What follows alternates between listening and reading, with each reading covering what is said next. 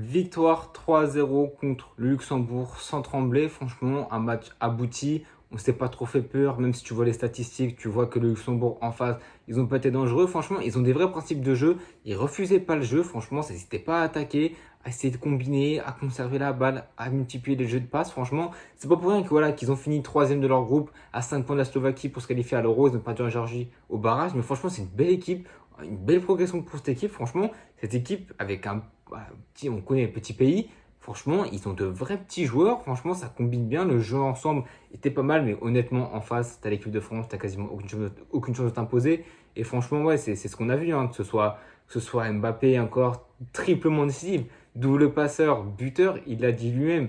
Quand tu es heureux dans la tête, bien, tu ne peux que bien jouer. Et on l'a vu, il était tout sourire. Mbappé, avant le match, pendant le match, il lésinait pas sur les efforts, il faisait des retours défensifs, il pressait, il faisait jouer les autres, il driblait, il était percutant, impactant, il a été décisif, franchement, meilleur joueur du match, honnêtement. Savoir qu'il joue pour le Real Madrid comme ça, je l'ai dit. Quand il est comme ça, quand il est libéré, quand il n'y a rien autour de lui et qu'il n'y a que le football, il ne peut être que bon. Et là, il a encore été très bon. Il l'a prouvé aujourd'hui avec deux passes décisives et un but. Premier but, voilà, c'est du Mbappé tout craché. Il élimine le défenseur le vis-à-vis, la lucidité pour centrer. Il cède pour un Randa Colomoni qui était tout seul, qui a inscrit son deuxième but de suite après le Chili. Et là, il inscrit encore un but de l'air frais. On sait que Colomoni, c'est pas le même joueur qu'à Paname. Et on l'a encore vu avec Paris, il galère un petit peu. Là, voilà, il est décisif encore une fois. C'est ce qu'on va attendre de lui à l'Euro. Il a été titulaire dans ce match. Il n'a pas été mauvais. Aucun joueur de l'équipe de France a été mauvais. Et il l'a prouvé aujourd'hui, il n'a pas été mauvais. Quand on voit le deuxième but, c'est pareil. C'est entrée de Jonathan Klaus.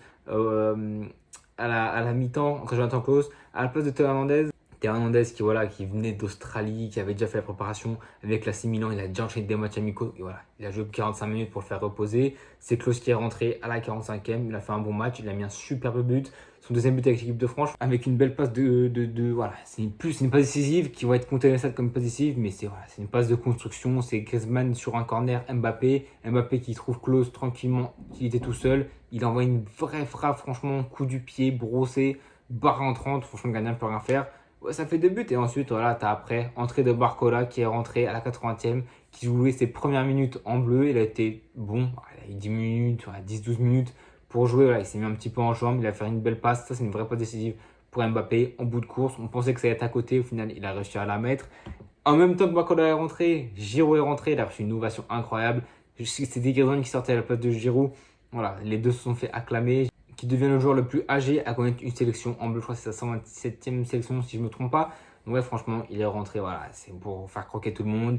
Il y a Pavard qui est rentré à la place de Koundé, Warren aussi à la place de Kanté. Kanté qui était de retour, titulaire après 2021, 3 ans sans jouer en Arabie Saoudite. Honnêtement, N'Golo Kanté a encore été très bon. Il a gambadé, il a ramassé des ballons. Franchement, Kanté, mieux au milieu de terrain. Le milieu de terrain était très, très solide. Ouais, je crois qu'on n'a encaissé qu'une frappe, une frappe cadrée. Que ce soit défensivement, la charnière. C'était Upamecano, Konaté la charnière. Et on l'a vu, franchement, ils ont été très bons, très solides. Voilà.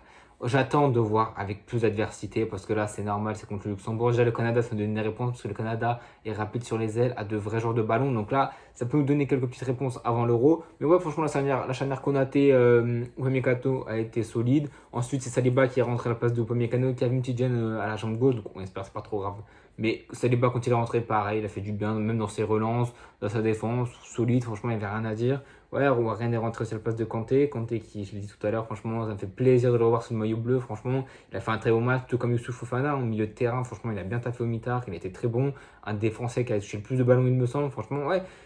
Fofana, dès qu'il est sous le maillot bleu, il choisit pas ses matchs. Fofana est très solide défensivement, offensivement pareil, il apporte aussi. Voilà, il n'y avait aucun Madrilène, sur Tchouaméni qui est encore un petit peu limité, Ferland qui est pas là. On l'a encore vu, hein, parce que le placement de Théo Hernandez sur la première mi-temps, il a énormément gêné. Et c'est pour ça que pour moi, ça va être Théo Hernandez sur le côté gauche et pas Ferland, parce que Ferland c'est plus défensif. De l'autre côté, c'est déjà Koundé qui t'assure. Voilà, défensivement, on a vu que quand on a le ballon, là, c'est une relance à 3. En défense, tu as Koundé, tu as Upamecano et tu as Konaté. Et à gauche, tu as en hauteur, enfin, ailier, tu as Théo Hernandez. Et du coup, tu as Mbappé qui rentre intérieur, qui permute avec Marcus Thuram. C'est ce qu'on a vu, Théo Hernandez, son placement a posé des problèmes, surtout avec Mbappé, parce qu'il ne savait pas s'il devait prendre Mbappé. Du coup, il était deux sur Mbappé. Théo était tout seul, du coup, ça pouvait se dédoubler. Théo, il avait de la marge pour centrer, passer, accélérer. On l'a encore, il a fait quelques fois, il a dédoublé encore, que ce soit avec Mbappé ou tout seul, carrément en dribblant. Donc, ouais, pour moi, c'est pour ça que Théo Hernandez sera titulaire, je pense, sans aucune trop hésitation, parce que si tu mets Ferland côté gauche et Koundé côté droit, Je pense que ça sera un tout petit peu trop défensif et on a besoin de ce dédoublement tout simplement avec Hernandez côté gauche, avec Mbappé. Franchement, on l'a vu, ça a très très bien marché. Et voilà, à part Mbappé, il n'y avait aucun Madrilène sur le terrain. Kama qui est rentré voilà, à la toute fin pour se mettre en jambe vers la 89e, 90e. Voilà, pour se mettre en jambe. Je pense qu'il va le faire rentrer et le prochain match contre le Canada, je pense que il y aura Kama qui sera là et Ferland, je pense qu'il sera titulaire aussi. Je pense qu'il va essayer de faire tourner, c'est de faire jouer un maximum de joueurs. Là, tu vois, tu as Pavard qui est rentré, Warren, Saliba, Klose, Giroud, Barcola. Il essaie de donner du temps de jeu à tout le monde, à Kama aussi. Donc, ouais, franchement, un très beau match de l'ensemble. Honnêtement, on va pas se mentir, on a fait un très bon match, solide, dur. On n'a pas laissé trop d'espace, pas trop d'intention, 5 minutes. Des petites erreurs dans les contrôles, dans les passes, mais c'était rien de bien grave. Encore Griezmann qui a fait du très bon taf au milieu de terrain, il était partout encore une fois. Il aurait pu marquer son petit but, il a eu 2 tours d'occasion pour marquer, malheureusement il n'a pas marqué. Et ouais, franchement, une belle équipe. Et le Luxembourg m'a pas impressionné, mais le Luxembourg jouait bien, franchement, ils refusaient pas le jeu. Dès qu'ils avaient le ballon, c'était pas des chouquettes devant. Ils essayaient de construire avec leur arme, ils essayaient de construire, etc. Ça marchait, ils se sont réussi à dégager du pressing français 2 à 3 fois, 4 fois même peut-être. Franchement, ouais, le Luxembourg a très bien joué. C'est une nation en progression, franchement. Ils ont quand même pris 3-0 ce soir, mais ils sont en progression, franchement, ils n'ont pas à rougir.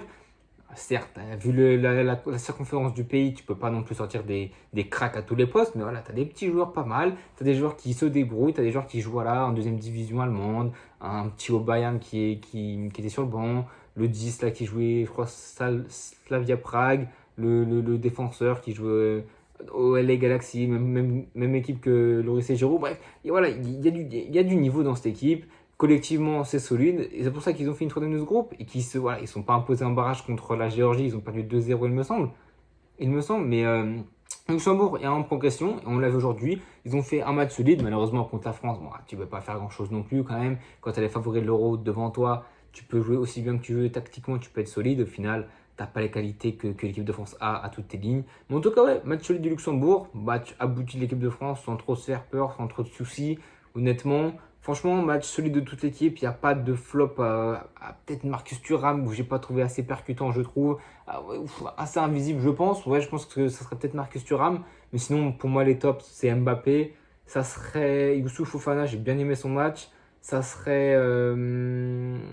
Ouais, si Griezmann, je le mettrais. Colo, peut-être. Non, Colo dans le tiers normal. Ouais, franchement, ouais, ce serait Mbappé, Griezmann et Youssouf Fofana que j'ai bien aimé. Kanté aussi, voilà, sa première heure de jeu pour se mettre en jambe. Voilà, on a peut-être des doutes qu'en Arabie Saoudite, le niveau, comme il est bas, mais du coup, il joue pas à son réel niveau. Au final, il était très normal et il a été très bon, pardon. Il était très juste dans tout ce qu'il a fait. Donc, honnêtement, est-ce qu'il sera titulaire à l'Euro? Je pense qu'il peut gratter sa place dans un milieu à 3 avec peut-être Raf. C'est compliqué parce que là, Rabiot, il est blessé, il n'a pas été, même là sur le banc, il n'était pas là. Donc, comment tu. Parce que si tu mets Rabiot, Kanté. Il manque quand même de créativité. T'as Griezmann évidemment, mais ouais, ça dépend comment tu peux t'en sortir de ça. Après, est-ce que Kanté pourra être titulaire? Honnêtement, je pense qu'il peut rater une place de titulaire. Hein. Il joue pour la première fois depuis 2021. Il a été très bon. T'as Kamavinga, t'as Tchouaméni qui pousse. Bon, Warren Zaïre-Emery, voilà, il est dans la hiérarchie. On a compris qu'il était le dernier dans la hiérarchie. T'as Youssouf Fofana, je pense qu'il va débuter l'Euro. Mais c'est dommage d'avoir Kamavinga, Tchouaméni sur le banc. Après, Rabiot, pour moi, il devrait jouer parce que c'est le chouchou. Et en équipe de France, il a toujours très bien joué. Il a très bien confirmé. Même en Coupe du Monde, il était très bon. Ouais, je pense que le milieu à 3, ça sera Rabiot, Youssouf Fofana. Si c'est pas Fofana, ça sera Tchouaméni, je pense, parce qu'il préfère peut-être Tchouaméni à Kama. Mais ça sera Tchouaméni. Et peut-être Kanté, honnêtement. Enfin, du coup, non, Giroud. C'est ça le truc, c'est que t'as que 3 milieux et t'as que 3 postes pour le milieu de terrain. Et t'as quand même. Il faut quand même. Griezmann, pour moi, c'est le premier nom qui met sur sa liste. Donc, tu as Rabiot, tu as ensuite 2 postes, un plus défensif, même si voilà, on sait. Je pense que vraiment, il va mettre Tchouaméni dans cette point de base, même si maintenant dans le foot, même point de base, pas point de base, il va un peu partout sur le terrain. Donc, je pense qu'il mettra Tchouaméni point de base, Rabiot ou Fofana, et à droite, Olivier Giroud. Griezmann, pardon. Je sais pas pourquoi je dis Giroud à la place de Griezmann. Mais franchement, les gars, match abouti. On va pas tirer trop de conclusions hâtives, que ce soit même individuellement ou collectivement. Enfin, c'était que le Luxembourg. On va attendre dimanche contre le Canada où tu auras un niveau qui est quand même beaucoup plus relevé, où il y a des vrais joueurs de ballon, où là, tu vas peut-être te fixer des petits tips, où tu vas peut-être te référer à un vrai niveau. Après, on sait que les matchs avant les compétitions, c'est jamais des matchs incroyables. On l'a vu, que ce soit contre le Chili ou l'Allemagne, c'était catastrophique. Pour moi, je n'ai pas trouvé ça bien. Mais là, voilà, que ce soit Luxembourg ou Canada, on va pas tirer des conclusions hâtives. Mais honnêtement, c'est bon pour la suite. Après, c'est positif, mais bon, c'est que Luxembourg. C'est pour ça qu'on verra dimanche contre le Canada. En tout cas, les gars, on se retrouve très bientôt. Vidéo qui sortira dans 2 jours. Le mercato de la Saint-Etienne, je l'ai fait, elle est prête. Elle est en privé, je la sors dans 2 jours. N'hésitez pas à être au rendez-vous. Ça sera vers 18-19 h, je pense, ou 16 h, je ne sais pas encore. En tout cas, à bientôt tout le monde.